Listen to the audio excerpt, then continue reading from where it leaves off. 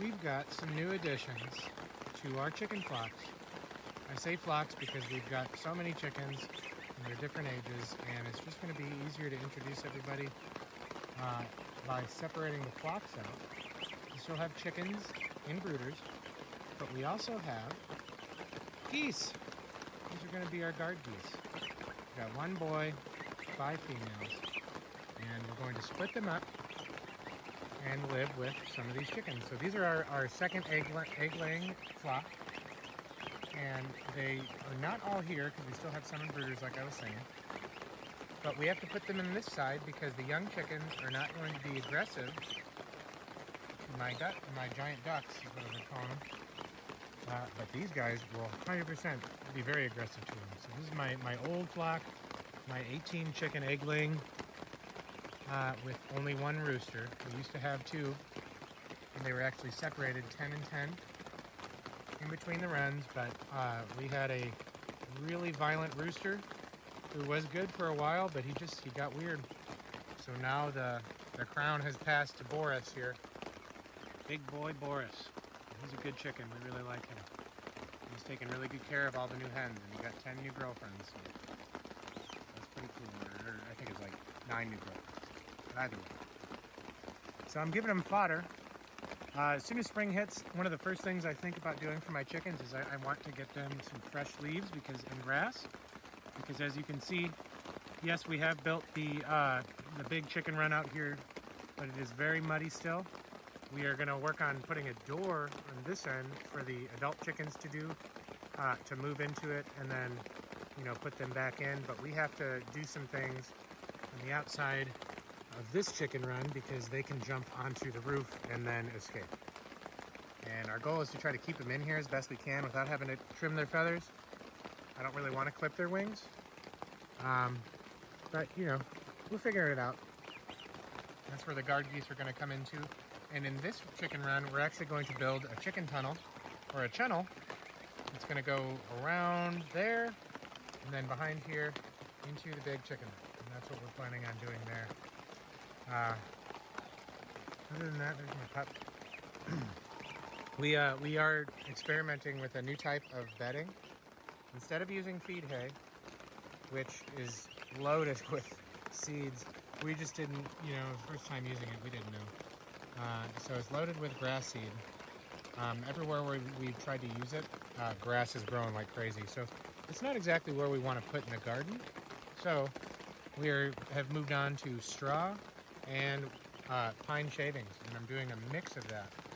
And that's what this is here. I actually piled it up right here in the middle yesterday, and they've already moved it around. It's pretty cool.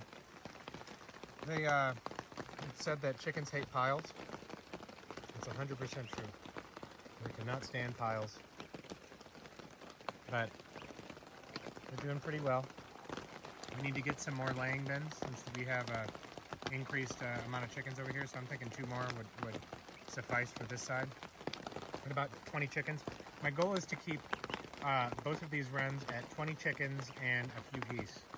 But we also have built a smaller run from pieces of the one that did get destroyed.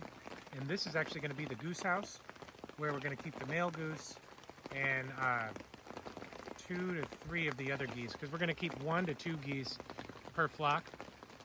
And then over here, we're actually going to try to breed them, because why not? And they will have free range of all this out here. I really want to get a lot of this grass growing a little bit better out there, so that when they do show up, they can get a bunch of fodder, because geese apparently are feathered sheep, and all they want to do is eat grass. So you can go over there and see them. They're pretty cool. I like them a lot better than ducks. They are not nearly as messy as a duck is. Close that up. I'm putting this board here because I don't want my giraffe birds to stick their neck through here and get messed up by these angry chickens. So, just helps a little bit. How are you all doing? They are I've imprinted on them for sure.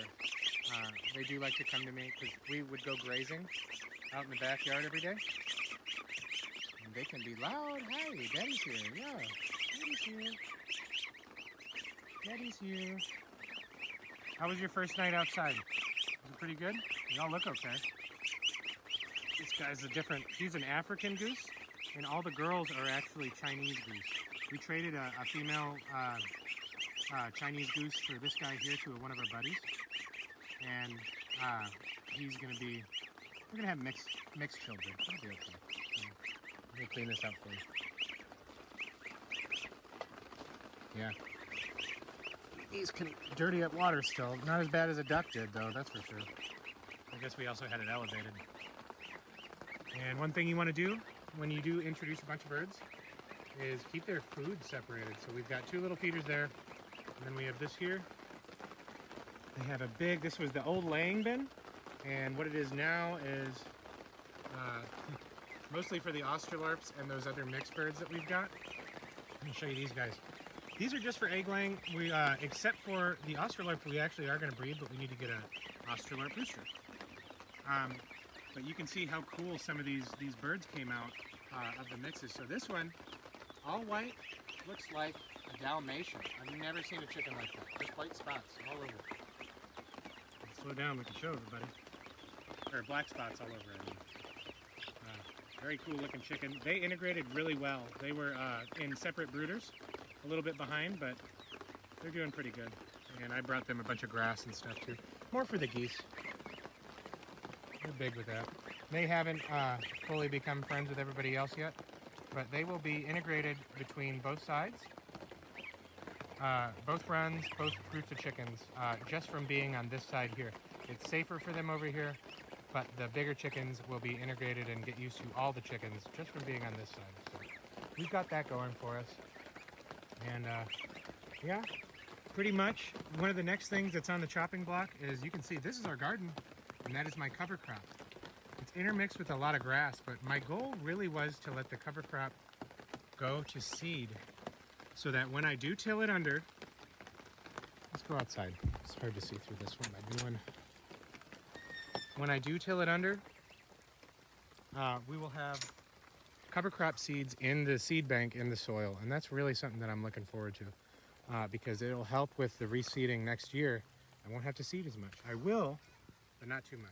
So we're working on that now. There's the flowers coming in, but I will say this, it is the day that I usually plant and have planted for the past 10 years, today. But I'm not doing it this year. I don't know how long I'm gonna wait for it to actually go to seed. I may get impatient and want to put stuff in the ground. I find that gardens do really well with low temperatures in early spring. The plants, they germinate better, they grow better. It's like that little stress makes them a stronger plant for the rest of the year. And we've also thrown tons and tons of eggs that I just didn't have time to sell. We actually ran out of egg cartons because all my customers decided not to return them. So we actually have to figure out some more egg cartons. But what we did use them for was calcium and just nutrients for the soil. So all I did, threw them out here. There's one right there. And I did that. I don't want any animal coming over here to actually eat the egg as an egg. I just want the shells, really. We're thinking calcium. So I threw out probably about 80 eggs out in here, just threw out, and walked around, stepped on them. I'm still finding a couple. But you know, we're not gonna get all of them. We're gonna get a few. And that's just gonna add to the nutrients in the soil and give calcium for my goal. Here, we're gonna do a lot of peppers, tomatoes, stuff that I really like to eat and the family really likes to eat. Well, the peppers are for me, of course. But the tomatoes, everybody likes. And my daughters love picking tomatoes, love doing all that. We're gonna do some fun stuff here. Maybe even with some copper spooling. We're thinking about doing some kind of like We already do copper spooling around some of the plants, but we're gonna try to do that around more than just a couple. So we're even gonna do some corn back here. Not a lot. We're thinking maybe this front half will be corn. All this will be tomatoes again, but then again, I did plant tomatoes here, so maybe I should alternate a little bit. Who knows? You know, gardening is gardening. You can see all this grass. You know what that's from? The feed hay compost we were making. And this is the first compost pile we made. As you can see, I have just put grass into the forest. I'm gonna count my blessings and say, thank you for the grass here where we had none. Just barely a little bit over there. So we're gonna let it go and see what happens. We did have a big fire through this entire part of the hillside earlier in the last year. So we're gonna see how everything's growing now. It's probably gonna come in way thicker. A lot of people think it's gonna be thinner. Not the case. Usually with a fire, it just adds nutrients and minerals back into the soil, and I see no difference here. So all we've been doing is building the soil and building our bodies. There's Trigger eating eggs that she found in the garden. You cannot hide. I see that in your mouth. You got an eggshell in your mouth, huh? Yeah, you do.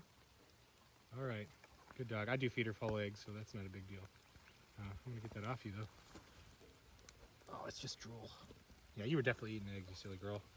It's all right. All right, let's go back. All right, so I've got most of my chores for the moment done here. I have to do a little bit more, and then we got to do something with the chicken tractor up there. We got 15 Cornish cross that I've got to move because it's very muddy and they get all gross. So, all right, we're gonna go do that. How much rain we're getting? Looks like crap in there. They're literally standing in about a ½ inch of water. Look at that guy back there. His feet are underwater. I've got to move them. That's what we're doing right now. Don't worry, girls. We'll get you moved. So we had them in this like flat spot here. Maybe it wasn't a good spot to put them, knowing that there was going to be rain. But you can see where they have been. Moved them all around. I try not to put them on the hill, but that's why this is a really good spot to actually run a chicken tractor on. So it slopes up this way. So I had to move them a little bit uphill, and they seem to be doing good. And then I retarped them and everything, because the goal really is to try to keep them as dry as you can. Now we did build it with a roof and a backing, but sometimes you need a little bit of extra help. And you can see they are as ravenous as they've ever been. Yeah, they are getting close. They're probably a couple weeks away, and then we're gonna actually harvest them and put them in the freezer. It's gonna be a mix of dog food and people food. The wings and the legs, those are mine. Everything else we will likely give. We're gonna keep some breast, but a lot of them we're gonna go towards dog food, raw food diet. Right, Trigger? Right, pup? Yeah, she's ready. She wants them. All right. Well, that's it for this video. There will be more like it, and we actually have another tractor that we're going to be putting out here later on this summer, so we're going to increase the meat bird part of our farm, and the egg part has already been increased. But this place looks a lot different with the grass on the green. It's beautiful. I love it. All right, we'll see y'all later. Bye-bye.